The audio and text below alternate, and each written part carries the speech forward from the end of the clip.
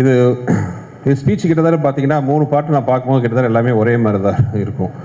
ஏன்னா இந்த அரண்மனைங்கிறத நான் வந்து எதுவுமே ஃபர்ஸ்ட் பார்ட் பண்ணும்போது நான் பிளான் பண்ணவே இல்லை. இந்த அரண்மனை வந்து ஒரு 4வது ஃப்ரான்ச்சைஸ் வரைக்கும் போவோம் அப்படின்ட்டு. ஏன்னா அரண்மனை 2 முடிவு பண்ணது ஃபஸ்ட்டு, 3 டிசைட் பண்ணது செகண்ட் பார்ட். அந்த மாதிரி இப்போ 4th வந்து வர்றதுக்கு காரணமே அதோட 3வது பகுதியோட வெற்றி தான்.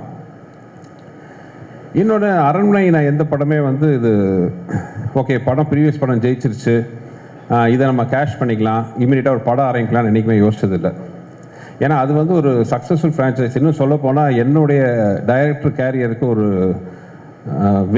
ஆணிவேர் மாதிரி சொல்லலாம். ஸோ எப்பவுமே அந்த படத்தை வந்து நான் என்னென்னா ஒரு நல்ல நாட் கிடைச்சா மட்டுமே தான் அதை தொற்றுக்கணும் இல்லையா, ஓகே இதை நம்ம பண்ணுவோம் கேஷ் பண்ணுவோன்ட்டு என்றைக்குமே நினச்சதில்லை. ஏன்னா அந்த படத்துக்கான எதிர்பார்ப்பாகட்டும், ஆடியன்ஸ்ட்டு அதுக்கு அதோட எக்ஸ்பெக்டேஷன் எல்லாமே ஒரு வேறு லெவலில் இருக்கும். ஸோ என்றைக்குமே பார்த்தீங்கன்னா அதை நான் ரொம்ப சேஃப் சூழலில் தான் போயிட்டுருந்தேன். ஏன்னா அரண்மனைங்கிறது வந்து எனக்கு ரொம்ப ரொம்ப என்னோடய கேரியரில் என் லைஃப்பில் ஒரு முக்கியமான அங்கம். ஸோ நல்ல எனக்கு கான்ஃபிடென்ட்டான நல்ல ஒரு இன்ட்ரெஸ்டான ஒரு ஐடியா கிடைக்கிற வரைக்கும் அந்த படத்தை நான் இது வரைக்கும் தொட்டதே இல்லை. இந்த அரண்மனை 4 கூட அப்படி தான் ஆரம்பித்தோம். எப்படின்னா திடீர்னுட்டு என்னோட கோர் ரைட்டர்ஸ் நரு, கீர்த்தி வந்து ஒரு நாள் இன்ட்ரெஸ்டிங்கான ஒரு விஷயம் சொன்னாங்க. வேறு படத்துக்கான டிஸ்கஷன் இருந்தபோது ஒரு பாக்குங்கிற ஒரு விஷயம், ஏன்னா அதுக்கு பெரிய ஒரு ஹிஸ்ட்ரியாக வரணும். அதாவது இந்தியாவில் பெரும்பகுதியை ஆண்ட மன்னர்கள், உதாரணத்துக்கு நீங்கள் வந்து அசோகர் எடுத்துக்கலாம், அவுரங்கசீப், அக்பர், அவங்க எல்லாமே அவங்களோட எல்லை பகுதிகள். இப்போ நார்த்தில் பார்த்தீங்கன்னா சில பேர் ஆப்கானிஸ்தான் வரைக்கும் போயிருக்காங்க, சில பேர் பாகிஸ்தான் லாகூர் வரைக்கும் போயிருக்காங்க, சில பேர் காஷ்மீரை தாண்டி இருக்காங்க அவங்களோட எல்லை பகுதி. அதே மாதிரி வெஸ்ட்லேயும் மேலே போயிருக்கு. சவுத்துலேயும் நீங்கள் பார்த்தீங்கன்னா சில பேர் டெக்கான் வரைக்கும் வந்திருக்காங்க, பெங்களூர் வரைக்கும் வந்திருக்காங்க, மதுரை வரைக்குமே வந்திருக்காங்க. ஸோ சவுத்து, நார்த், வெஸ்ட்டில் வந்து அவங்களோட பார்டர் மாறினாலும் ஈஸ்டில் மட்டும் கிட்டத்தட்ட கோடு கிழிச்ச மாதிரி பிரம்மபுத்திரா நதியை தாண்டி யாருமே போகல.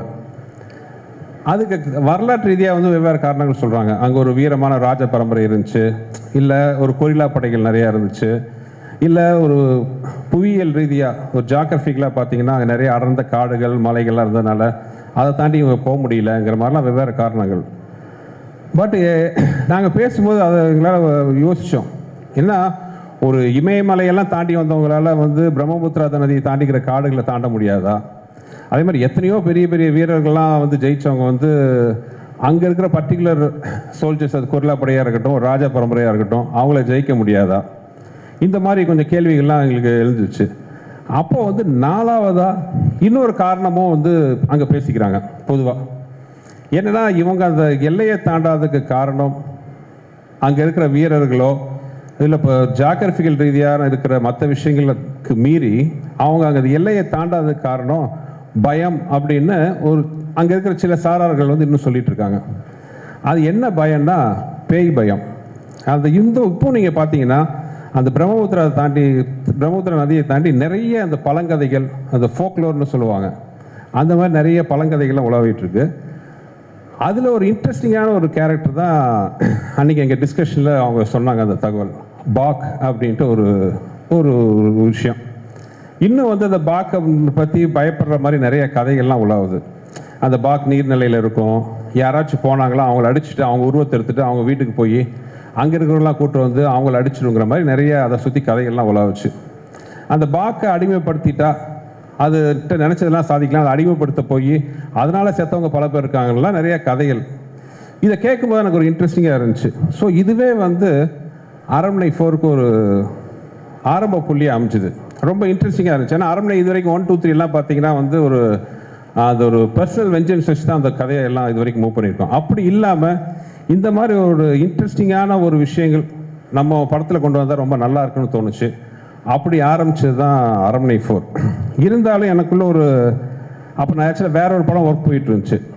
ஸோ மனசுக்குள்ளே ஒரு ஆசோசியேஷனு, அரண்மனை 4 ஸ்கிரிப்ட் ஒர்க்கில் உட்காரலாமா? ஏன்னா ஒன்ஸ் அந்த ஒரு ஐடியான்னு வந்தோன்னே பார்த்தீங்கன்னா ஒரு எம்டி இடத்துல தண்ணீர் விட்டு அது கடை நிரம்பும்.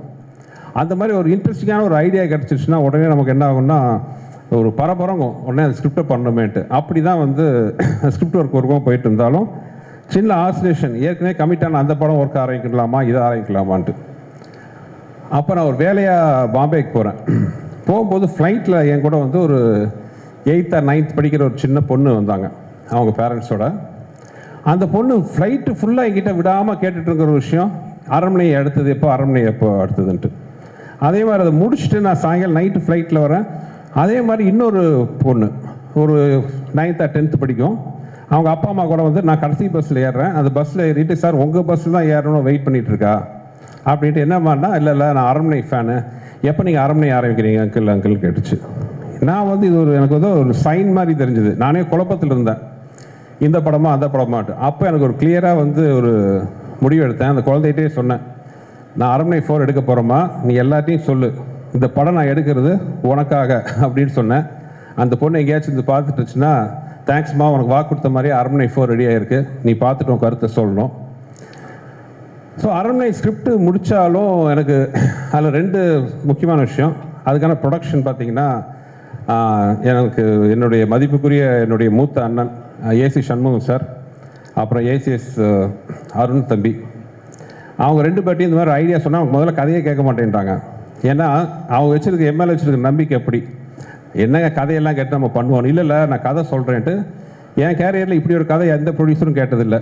ஏன்னா கதை சொல்லி 5 நிமிஷத்தில் அருண் நிறுத்திட்டாரு. இல்லை நிறுத்துங்க, நீங்கள் ஃபுல் கதையை சொன்னால் எனக்கு படம் பார்க்கும்போது இன்ட்ரெஸ்ட் இருக்காதுன்ட்டு. இந்த மாதிரி எல்லா ப்ரொடியூசரும் டைரக்டர் சொல்லிட்டா எவ்வளோ சந்தோஷமாக இருக்கும்னு நினச்சேன். ஸோ படம் இன்னும் பார்க்கல, தம்பி பார்க்கல, பார்த்து எல்லாம் நல்லபடியாக பிடிச்சிருக்குன்னு நான் பிடிக்கும்னு நம்புகிறேன்.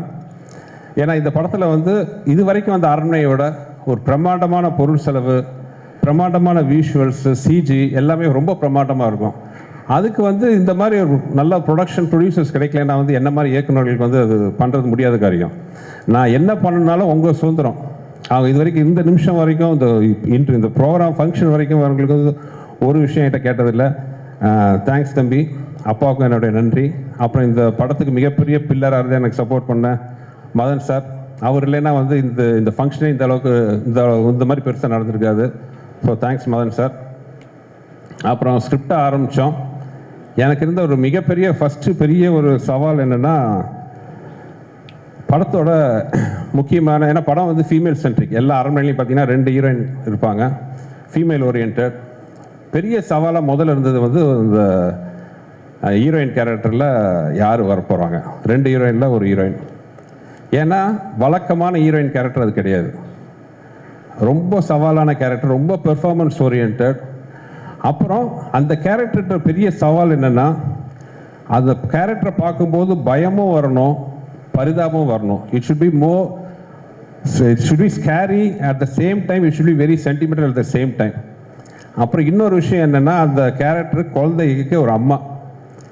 இந்த மாதிரி ஒரு விஷயத்துக்கு ஒரு சவாலான கேரக்டர் அம்மாவாக நடிக்கிறதுக்குன்னா எந்த ஹீரோயினும் வந்து கொஞ்சம் யோசிப்பாங்க.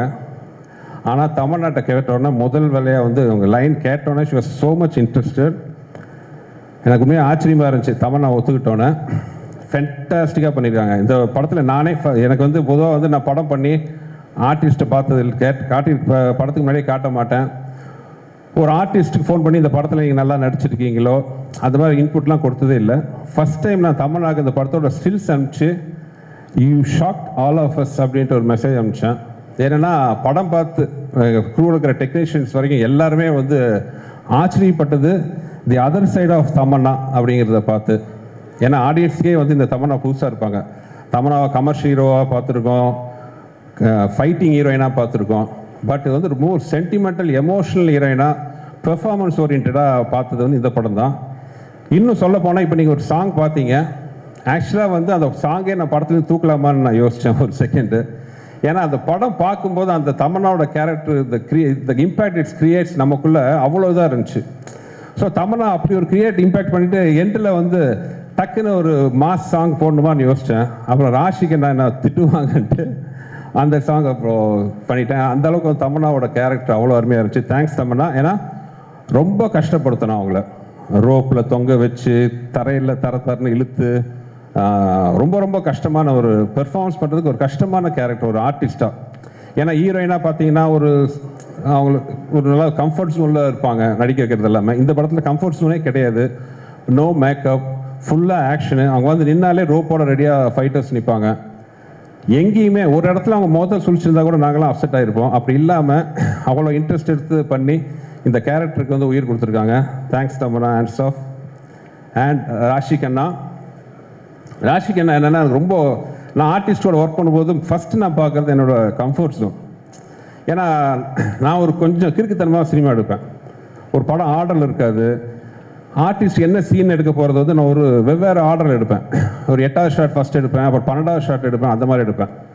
அப்போது நடிக்கிற ஆடியன்ஸ்க்கு ஒரு சின்ன டவுட் வரும், இவன் என்ன ஒழுங்காக தான் எடுக்கிறானா, விஷயம் தெரிஞ்சு தான் எடுக்கிறானா, அந்த மாதிரிலாம் கன்ஃபியூஷன் வரும். ஸோ அந்த ஆர்டிஸ்ட்டுக்கு என் மேலே நம்பிக்கை வரணும், டைரக்டர்ஸ் மேலே நம்பிக்கை வரணும். இவன் என்ன எடுத்தாலும் நம்ம இவன் சொன்னதை பண்ணால் போதும், இவன் கரெக்டாக பண்ணுவாங்கிற நம்பிக்கை வந்துடும். அந்த மாதிரி ஆர்டிஸ்டோட ஒர்க் பண்ணும்போது அந்த கம்ஃபர்ட் ஜோனுக்கு எனக்கு இருக்கும். அந்த வகையில் ராஷிகண்ணா வந்து எனக்கு ரொம்ப ரொம்ப கம்ஃபர்டபுளான ஆர்டிஸ்ட். அவங்க லைக் தமன்னா மாதிரி ராஷிகண்ணா. முக்கியமாக ஆஸ் அ ப்ரொடியூசர் டைரக்டராக நான் சொல்கிறது என்னென்னா, ஃபஸ்ட்டு பார்க்குறது கேரக்டர் கரெக்டாக இருக்கணும். Second comfortability. அவங்களுக்கு நம்ம மேலே நம்பிக்கை வரணும். நம்ம சொல்கிறது அவங்க நல்லா ரிசல்ட் கொடுப்பாங்க. அவங்களுக்கு நம்ம மேலே நம்பிக்கை வரணும், நமக்கு அவங்க மேலே நம்பிக்கை வரணும். ஸோ அந்த கம்ஃபர்ட் ஜோன் வந்து ராஷிகண்ணா ரொம்ப சூப்பராக கொடுத்தாங்க. அன்ஃபார்ச்சுனேட்லி இன்னொரு இன்ட்ரெஸ்டிங்கான சாங் ராஷிகண்ணா ஷூட் பண்ண வேண்டியதாக இருந்துச்சு. பட் அந்த சுச்சுவேஷனுக்கு வேணான்னு முதல்ல ஆதியே ஃபீல் பண்ணார். அதனால் பண்ணல. Sorry Raashi, not using for other song. Thanks for you. அதுக்கப்புறம் அரண்மனையில் எனக்கு இருக்கிற பெரிய சவால் என்னன்னு பார்த்தீங்கன்னா காமெடி.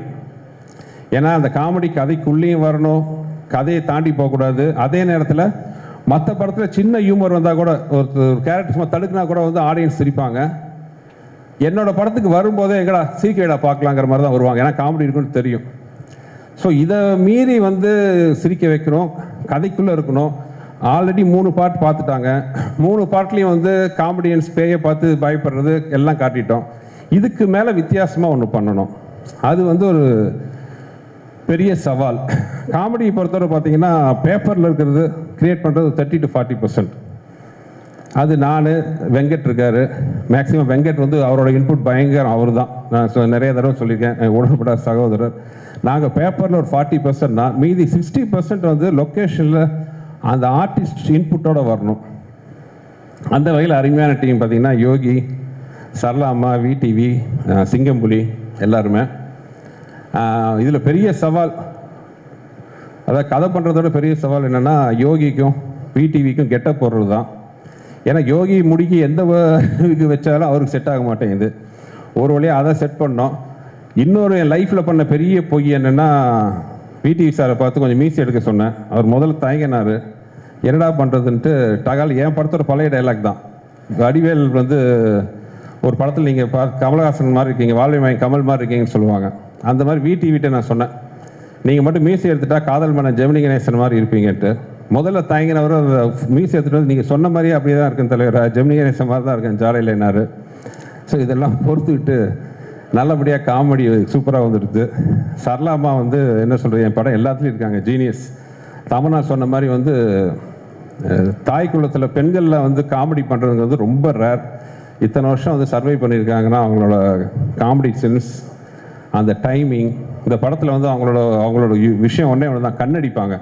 பட் அந்த கண்ணடிக்கிறது சாதாரண விஷயம் இல்லை, அதோட டைமிங் அவ்வளோ சூப்பராக வந்து அதுவும் பண்ணியிருந்தாங்க. ஸோ மொத்தத்தில் வந்து அரண்மனை வந்து ரொம்ப மனசுக்கு ரொம்ப பிடிச்ச எனக்கு நிறையா வந்திருக்கு. ஒரு மிகப்பெரிய பிரம்மாண்டம், சிஜி, ஆர்ஆர் மியூசிக், சாங் ஆதி நல்லா பண்ணுவார், அதெல்லாம் தெரிஞ்ச விஷயம், அதை நான் ஸ்பெஷலாக சொல்ல போகிறது இல்லை. பட் இந்த படத்தில் ஆர்ஆருக்கு நான் குறிப்பாக சொல்லணும். ஆதி ஜீவா 2 பேருமே பார்த்தீங்கன்னா வழக்கமாக ஆர்ஆருக்கு, இந்த ஆர்ஆர் படத்தில் ஆர்ஆர் டெம்ப்ளேட், மியூசிக் டெம்ப்ளேட்னு ஒரு விஷயம் இருக்குது. அந்த ஸ்கேரி மூமெண்ட்ஸ், ஜம்ப் ஸ்கேருக்கு வந்து அங்கே பேங்க் கொடுக்குறது, அந்த மாதிரியெல்லாம் இல்லாமல் ஒரு ஆர்ஆரில் வேறு மாதிரி அவங்க பிளான் பண்ணியிருக்காங்க. பிரமாதமாக ரிசல்ட்டாக வந்திருக்கு. ஸோ இந்த படத்தில் ஒர்க் பண்ண சந்தோஷ், ஜெயபிரகாஷ் சார் எல்லாருக்கும் தேங்க்ஸ்.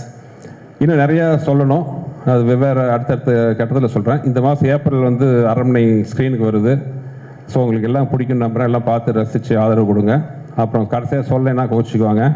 எனக்கு பேக்ரவுண்ட் சப்போர்ட்டாக இருக்கிற என் ஒய்ஃப், அப்புறம் என் தயாரிப்பாளர் அருண் சாருக்கும் ஏசி சண்முகம் சாருக்கும் பேக்ரவுண்டாக அவங்கள என்னடிக்கும் சந்தோஷமாக வச்சுருக்கிற மகாலட்சுமி மேலே உட்காந்துருக்கிற லலிதா மேடம், எல்லாருக்கும் நன்றி கூறி விடைபெற்றுக் கொள்கிறேன். தேங்க்யூ.